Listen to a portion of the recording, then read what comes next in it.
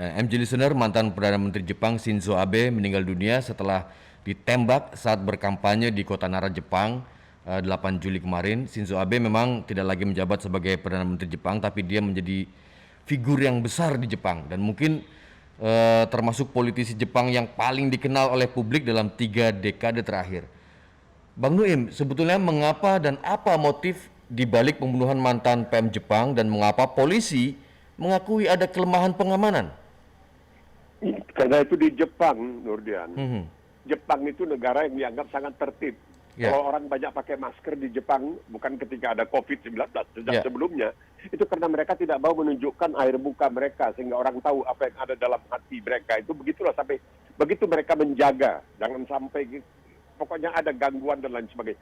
Itu tidak mungkin terjadi di Jepang. Karena di Jepang itu, kita tahu memang pernah, tahun berapa, 1995, ada serangan dengan gas beracun sarin di sebuah stasiun kereta api bawah tanah. Itu gas beracun ini sangat luar biasa bahayanya. Ini diciptakan oleh Nazi. Tapi orang seperti Shinzo Abe, orang yang pernah menjadi Perdana Menteri terlama di Jepang 8 tahun 8 bulan, dan begitu disukai oleh masyarakat internasional, kecuali barangkali oleh 2 negara kurang disukai. Ya. Oleh Korea Selatan dan oleh Korea Selatan, Korea Utara, dan juga oleh Tiongkok tidak begitu disukai karena nasionalisme ya. Jangan lupa dalam Perang Dunia Kedua itu Tiongkok sangat menderita apa yang disebutkan the rape of Nanking, ya, pemerkosaan terhadap Nanking yang dilakukan oleh Jepang itu sangat luar biasa ganas, buas dan pegisnya. Dan Korea pernah 40 tahun berada di bawah Jepang. Jadi ketika nasionalisme Jepang membersil ke permukaan ketika Shinzo Abe menjadi Perdana Menteri, jadi orang-orang di Korea Selatan dan Korea Utara dan juga kepada Tiongkok, mereka merasa kurang tenang, kurang suka lah begitu yang terjadi. Nah, apa yang terjadi ini adalah seorang barangkali yang punya gangguan jiwa, atau juga barangkali tidak gangguan jiwa, cuman orang yang barangkali sudah kalap karena harta maknya katanya habis. Harta maknya habis itu kalau dalam istilah kita disedekahkan kepada sebuah gereja yang bernama Unification Church. Ya. Nah, ini kakek dari Shinzo Abe ini pernah dekat dengan Unification Church yang sebenarnya berasal dari Korea Selatan, bukan dari Jepang.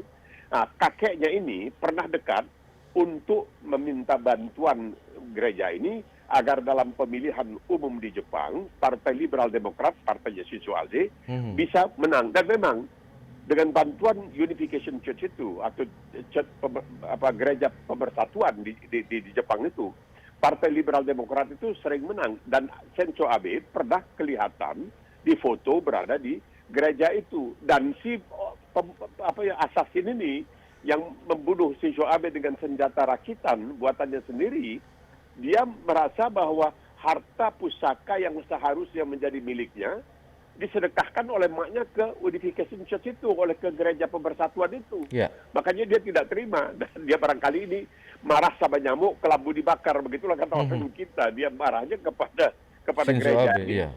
iya. Yang dia bunuh Shinzo Abe memang kecolongan, tapi kan tidak diperkirakan bahwa di Jepang bisa terjadi hal seperti itu, karena Jepang itu sangat menganggap dirinya sangat gentleman. Mereka sangat gentleman. Jadi kalau kalah bisa harakiri dan sebagainya, itu dianggap sebuah bagian daripada budaya Jepang.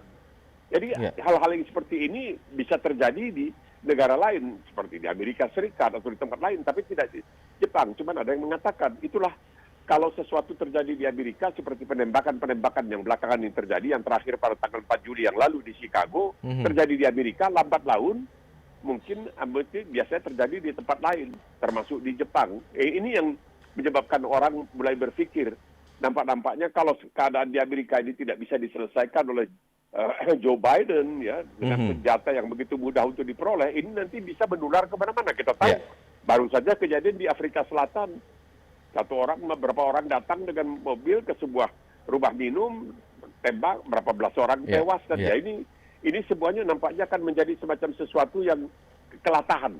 Latah karena melihat apa yang terjadi di Amerika, maka akan terjadi di tempat lain. Tapi memang disayangkan bahwa orang seperti Shinzo Abe, yang dianggap punya banyak kawan di mana-mana, di Australia ini hampir semua Perdana Menteri yang pernah berhubungan dengan dia, mengeluh-elukan dia orangnya luar biasa dan sebagainya. Ya, Bang Nuim, Shinzo Abe ini kan Perdana Menteri dengan masa jabatan terlama dan dikenal dengan kebijakan politik luar negerinya yang tegas dan strategis. Kemudian juga ada ekonominya yang khas, yang populer dengan sebutan Abenomic. Sebetulnya apa saja warisan yang ditinggalkan Abe, Bang Nuim?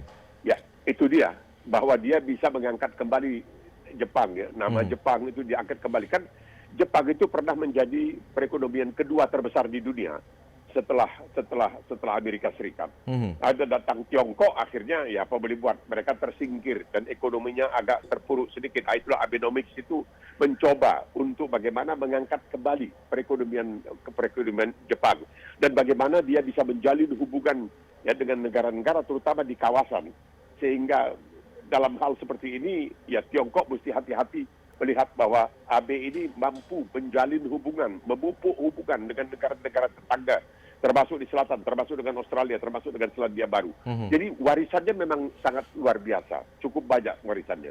Dan makanya dia bisa bertahan sampai 8 tahun 8 bulan, itu masa terpanjang sebagai seorang Perdana Menteri di Jepang. Ya. Itulah warisan yang disebut AB. Bahwa ini terjadi, ini sangat barangkali bagi orang Jepang ini hampir tidak masuk di akal. Ini suatu pukulan yang sangat luar biasa. Karena ini mungkin terjadi di negara lain, tapi tidak terjadi di Jepang.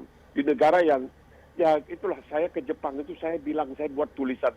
Di mana-mana orang menunduk, kita mau turun tangga, misalnya eskalator, kita disuruh duluan, padahal kita orang asing. Mau masuk ke dalam kereta api, bawah tanah kita disuruh duluan. Orang begitu sopan, begitu hormat kepada orang lain.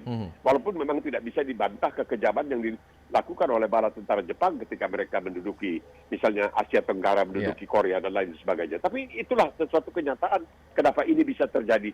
Bahwa ini bahkan bisa terjadi di sebuah negara seperti di Jepang. Mungkin karena yang melakukan asasinasi, penembakan itu orang yang memang terganggu jiwanya atau yang kalap karena dia menganggap ini pusaka harusnya menjadi miliknya, tahu-tahu ibunya bangkrut, karena pusaka yang seharusnya jatuh ke tangannya, jatuh ke tangan gereja yang dianggapnya punya hubungan dengan Shinzo Abe. Jepang ini menjadi salah satu negara yang sangat aman begitu ya Bang Nuim. Tapi kemudian apakah pembunuhan terhadap Shinzo Abe ini akan mengubah pola pengamanan di Jepang menjadi berubah gitu Bang Nuim? Jelas, jelas. Karena mereka sangat tegas ya. Ketika terjadi serangan oleh gerakan kultus, suatu kultus yang bernama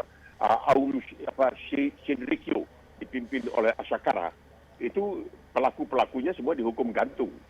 Itu jarang di Jepang. Pelaku-pelakunya dihukum gantung karena mereka tidak mau hal-hal seperti itu terjadi. Orang di stasiun bawah tanah lalu dilepaskan gas sarin yang begitu berbahaya oleh suatu gerakan, suatu kultus yang dipimpin oleh orang yang barangkali 90% buta matanya. Aum Shinrikyo itu mereka sangat mengambil tindakan tegas agar itu tidak terjadi di Jepang, karena Jepang itu negara yang dianggap punya martabat, punya meruah, punya tata tertib sopan santun yang sangat luar biasa. Negara Bushido, ya negara Bushido dengan samurai-samurainya, dengan shogun.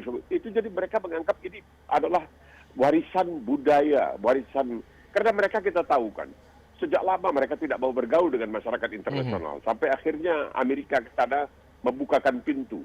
Ayolah, masuk.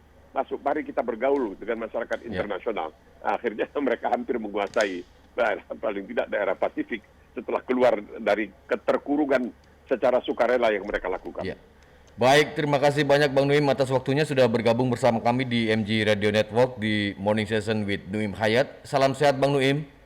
Terima kasih, salam sehat kembali untuk Nurdian